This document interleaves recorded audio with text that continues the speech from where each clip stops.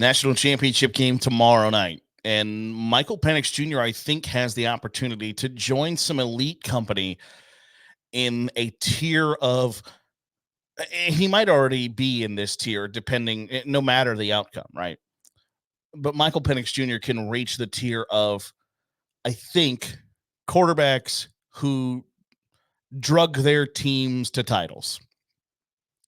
Now, I think he's got a little bit better supporting cast than some other guys have had that have won titles. But when you look at kind of the last, 25 years of college football, there is a somewhat small list of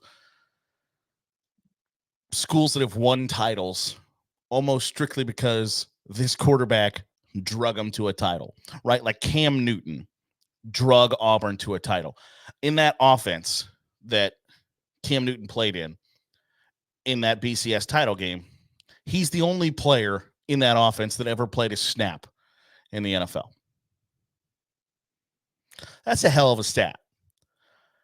And when you look at teams that have that kind of distinction of they were drugged to a title by their quarterback, Cam Newton, I think, is clearly on that list. I think the more we get separated from it, I think Jameis Winston in that Florida State team is on that list as well, where at the time it was like, okay, Jimbo Fisher and Jameis Winston combined to win a championship.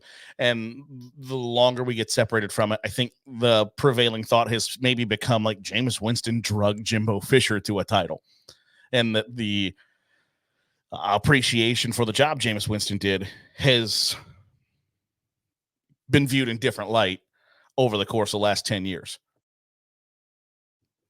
And I find that to be an interesting conversation and one we might have during the offseason. But I think more and more people would consider Jameis Winston on that list of quarterbacks who drug a team to a title. Now, I think it might be slightly weird that if you drug a college football program to a championship and then didn't experience a ton of success in the NFL, do you fall in this list? I don't know. Like Cam Newton was an NFL MVP after dragging Auburn to a title.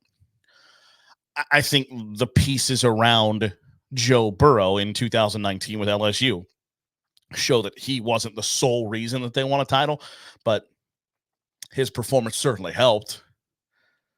That they don't win that national championship, and maybe they do. Maybe they were so dominant outside of Joe Burrow that they do win the title. But even if you put an average quarterback in there, I don't know that they're the overwhelming favorites like they were that season. So I think Joe Burrow is somewhat, I don't know that he's in the drug these bums to a title by any stretch of the imagination. But when you consider that 2019 national championship team, you consider that Joe Burrow put on one of the best performances in college football history throughout the course of that season. And Michael Penix Jr., I think and if they don't win the title, he might join the like Mike Vick, what was that, 1999 Virginia Tech team that played in the national championship game and lost to Florida State. Like you didn't drag your team to a title, but you drug your team to a title game. And I think part of this goes back to Penix's time at Indiana. Indiana is by no means a football power, by no means has any business probably ever really being ranked in the top 25, being viewed as a conference title contender, whatever the case may be. They are and you look at the Power 5 recruiting rankings anyway, Indiana is generally a bottom 10 finisher in the recruiting rankings in Power 5 programs. There's just a lot of competition for in-state recruits. They're going to be third tier 2 recruits from neighboring states. It's a school that doesn't have a rich football tradition. It's a basketball school. And for the last 12 years, your divisional opponents have included Ohio State, Michigan, Michigan State, Penn State. It's not an easy spot to be in. And Michael Penix Jr. had Indiana ranked, I think, as high as number 9 during his time there. And realistically, you can, I would argue that Penn or Indiana got kind of jobbed out of a spot in the Big Ten championship game when Michael Penix Jr. was in his final seasons there at Indiana due to the COVID-19 pandemic. And, you had to play 6 games. Well, actually, we need Ohio State to be in the Big Ten championship game so they can make the college football playoff. So they jobbed. And I don't think that's really, in retrospect, I don't think that's all that controversial of an opinion, that they set the rules of like, here's how you have to qualify for the Big Ten championship game. And then Ohio State didn't kind of meet those qualifications. And they were like, screw it. Penn State got jobbed out of a Big Ten championship appearance, and Michael Penix Jr. had them ranked in the top 10 in the country. And then you go to Washington, where Washington does have a somewhat rich football tradition, but they have struggled for a long time. And they bring in a really good coach, and they bring in a really good quarterback who had teamed up together at Indiana, and things go really well for them.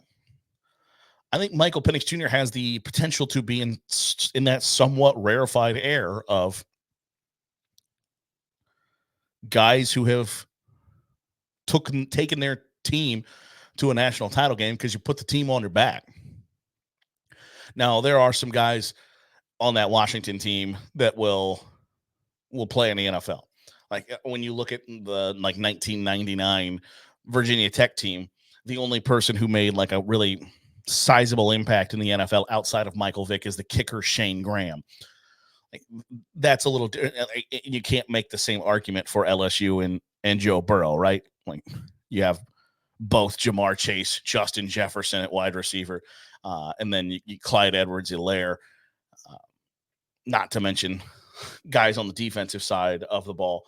Like you have an entirely different skill set here compared to Cam Newton was the only player from that offense that ever played a snap in the NFL. But I think you could make that argument that what Michael Penix Jr. has done in his college career at the 2 programs that he has played at is so insanely impressive because for the most part, that's what it takes to elevate. You either have to have a great generational 4-year run at quarterback or a great coach to elevate you from one tier to the next, right? Like if I were to tell you to close your eyes and envision who the blue bloods are of college football, you can probably, who are the top 10 to 12 programs in the sport? We could probably agree upon who those 10 to 12 programs are. And then if I were to say, give me that next tier, who's in that next tier of the 12 to 15 programs that are in tier B? And then who's in that tier C? And you can keep going down a list. During his time at those places, Michael Penix Jr. has elevated programs from one tier to the next tier up.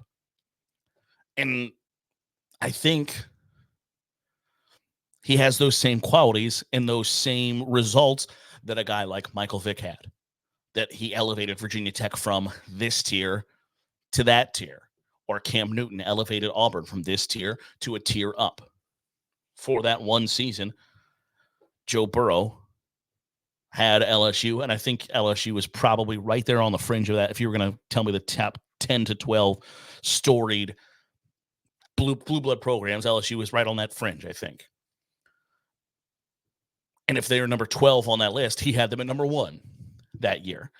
Those guys that have that generational ability to move the programs that they are in up a level, I think deserve a ton of praise and stature, right? Like Tim Tebow, he won 2 national titles. Then he won one national title. He was on a team that won another national title. The idea that Florida, who beat Ohio State 41-14 in that national championship game, did so because of Tim Tebow is preposterous, is asinine. Tim Tebow, during his college career, was a part of 2 national championship teams. He won a national title. And I think that's an important distinction. But he elevated Florida from where he was, where the program was, what stature, what tier they were in, to the top spot. Because when you look at the college football playoff as it sits in the 4-team playoff, the title winners have been Ohio State, Alabama 3 times, Georgia twice, Clemson twice, and LSU. In the 10 years, you're going to have 5 different winners. You're going to have 6 different winners in 10 years. My apologies.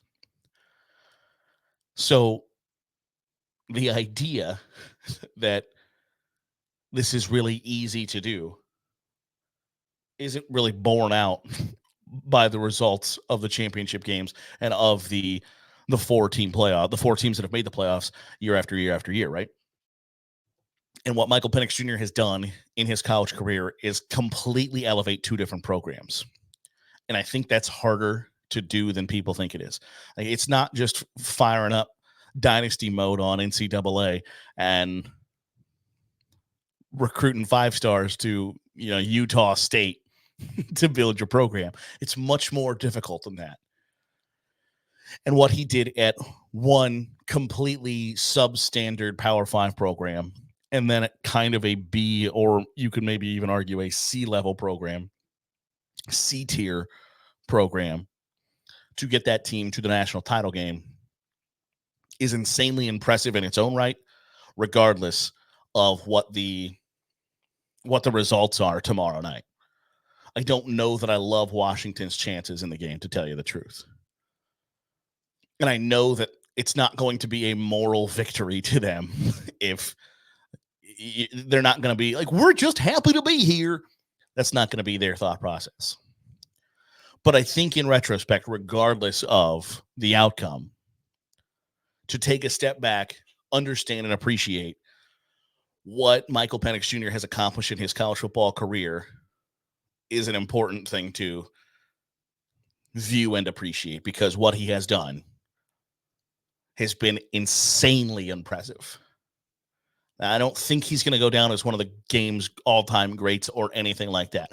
I imagine he'll have a spot in the College Football Hall of Fame when it's all said and done. I don't know what his NFL prospects look like. I wouldn't be super high on him. Now, left-handed quarterbacks aren't the pariah that they once were. Like Tua Tagovailoa has made that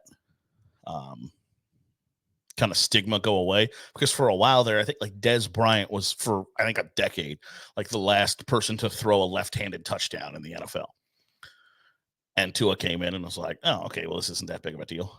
Like between Mike Vick and Tua, Dez Bryant was the left-handed person to throw a touchdown pass. So and somebody on Twitter, I thought it was super interesting, had reversed the video and said, like, if Michael Penix Jr. was right-handed, to make the video look like if he was throwing it right-handed. If he was right-handed, you would think his throwing motion is beautiful, but because he's left-handed, it's like, oh, he's herky-jerky. He needs some DW40 in that elbow and the shoulder. I don't know what his pro prospects look like, but I don't think he'll go down as one of the greats of college football. And I'm not here to argue that he deserves to be viewed as one of the titans of the game or anything like that. But in retrospect, especially right now where it's going to be as fresh as possible, to look back at what he accomplished in Indiana and what he accomplished at Washington, I think is deserving to look back and go like, man, what you did is really impressive as hell. And you got a lot to be proud of. And I think he's earned his props.